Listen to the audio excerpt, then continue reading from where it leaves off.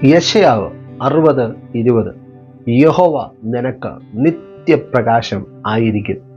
സകലതും നഷ്ടപ്പെട്ട് കാർമേഘം പോലെയുള്ള ഇരുള് ജീവിതത്തിന്റെ സമസ്ത മേഖലയിലും വെളിപ്പെട്ട് എല്ലാം നഷ്ടപ്പെട്ടവനെ പോലെ ശൂന്യതയിൽ മുമ്പോട്ട് യാത്ര ചെയ്യുന്ന ഒരു ഭക്തനാകുന്ന മനുഷ്യനുണ്ട്, പേര് യാക്കോബ്.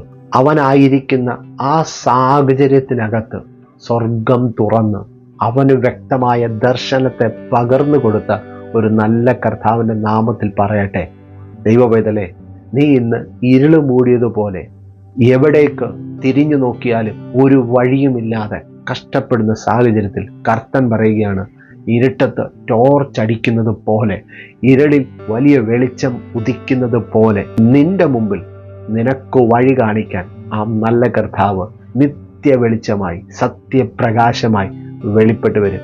അങ്ങനെ ദൈവത്തിൻ്റെ പ്രകാശം നിന്നിലേക്ക് വെളിപ്പെടുമ്പോൾ നിന്റെ ഇരുളുകളെല്ലാം അവിടം കൊണ്ട് മാറും. അവിടെ നിനക്ക് പുതിയ യാത്ര ആരംഭിക്കുകയാണ്. ഇനിയും മുമ്പോട്ട് പോകുവാൻ ഒരു വഴിയും ഇല്ല എന്ന് വിധി എഴുതിയ ആ സ്ഥലത്ത് തന്നെ പുതിയ പ്രകാശത്തിൽ നടക്കുവാനുള്ള ദൈവശക്തി കർത്തൻ നിന്റെ ജീവിതത്തിൻ്റെ മേൽ പകർന്നു തരും. അതുകൊണ്ട് വിളിച്ചു പറ, എൻ്റെ ദൈവം എനിക്ക് പ്രകാശമായിരിക്കും.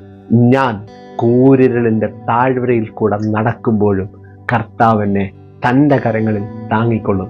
അത് ഞാൻ വിശ്വസിക്കുന്നു. അതുകൊണ്ട് ഞാനൊരു വിജയമായി തീരും. കർത്താവിനെ സഹായിക്കും. കർത്താവിൻ്റെ പ്രകാശത്തിൽ ഞാൻ മുമ്പോട്ട് യാത്ര ചെയ്യും. കർത്തൻ്റെ കൃപയാൽ നിങ്ങൾ അനുഗ്രഹിക്കപ്പെടും. ആമേൻ.